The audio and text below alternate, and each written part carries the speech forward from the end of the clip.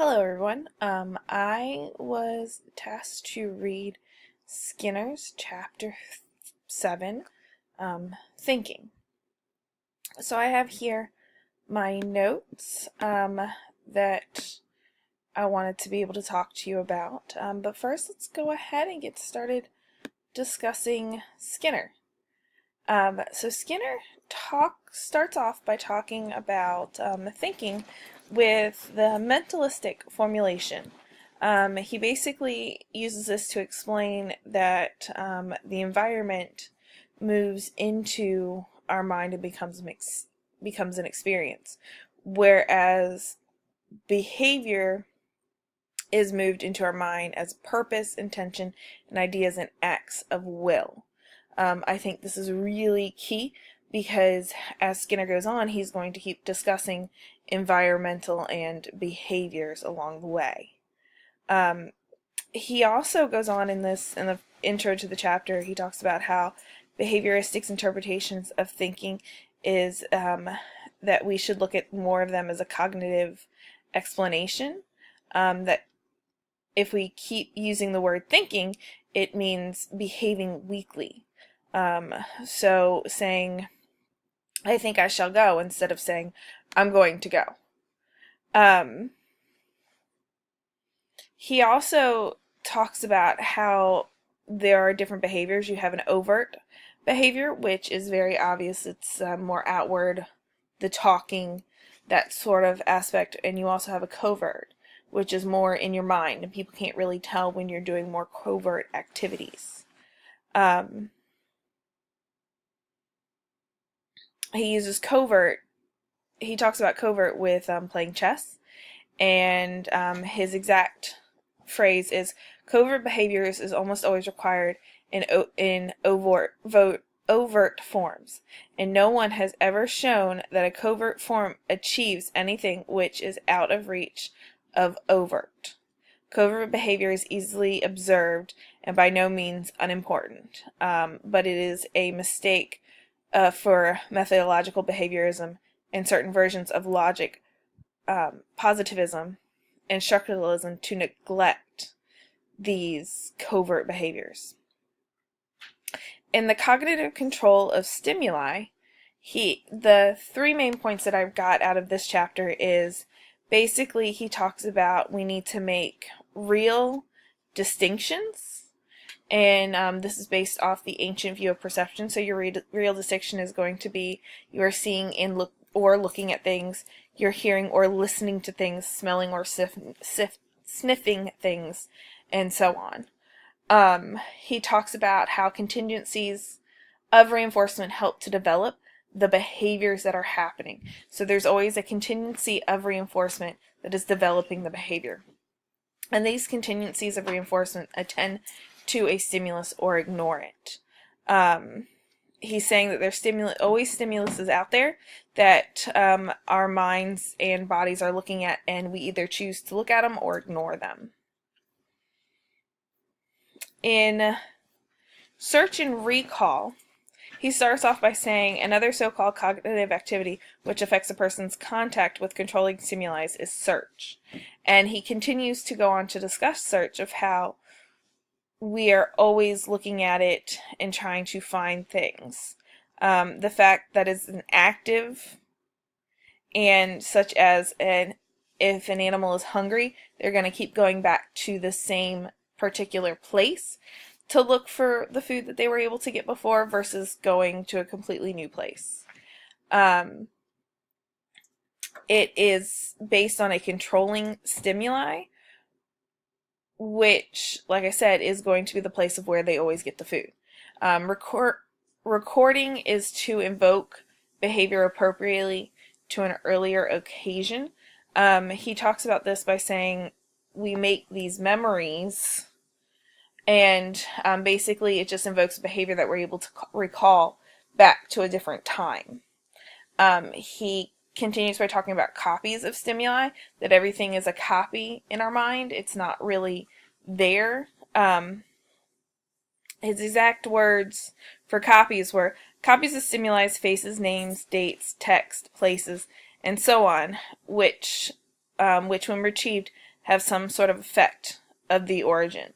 So basically, if you're going into a crowd and you see somebody, you're like, oh, I remember that face, and that's a copy of that stimulus that you were able to find earlier. Behavioral analysis is also, probability is also equal to accessibility, basically. He's saying that they can be interchanged. In his next chapter of solving problems, this one I found really intriguing because it's more of a mystery.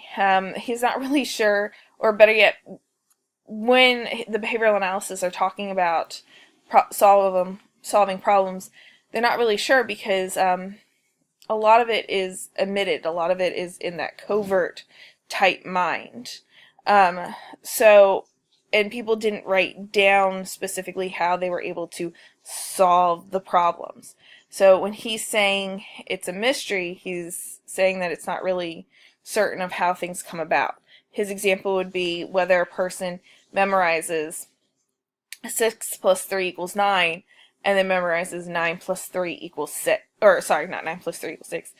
3 plus 6 equals 9. It's the same problem, but he's not sure if they were able to focus on that stimuli and know, oh, it works both ways, or if the person just simply memorized both ways and could spout off the answer really quickly.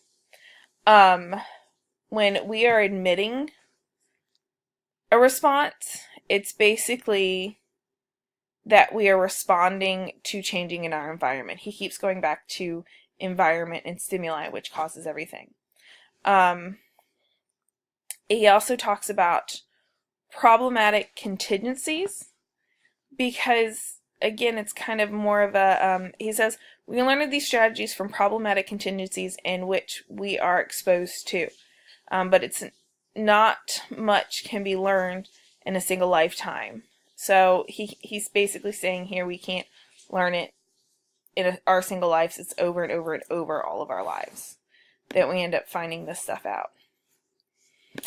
In the creative section, he goes on to discuss how that this can never be a section without problems. The problem solving basically helps to create the creative behaviors that we have. It's stimulus. He goes on to say stimulus might be novel, but behavior isn't. So the stimulus might be a novel idea, but our behavior is not as novel. We create the specific behaviors and a creative behavior based on operant conditioning. I know that's a word that we're all kind of learning about right now, that operant conditioning is just as important as everything else. And he says operant conditioning solves the problems more or less as natural selection solved a similar problem in evolutionary theory. So operant conditioning is very, very important here.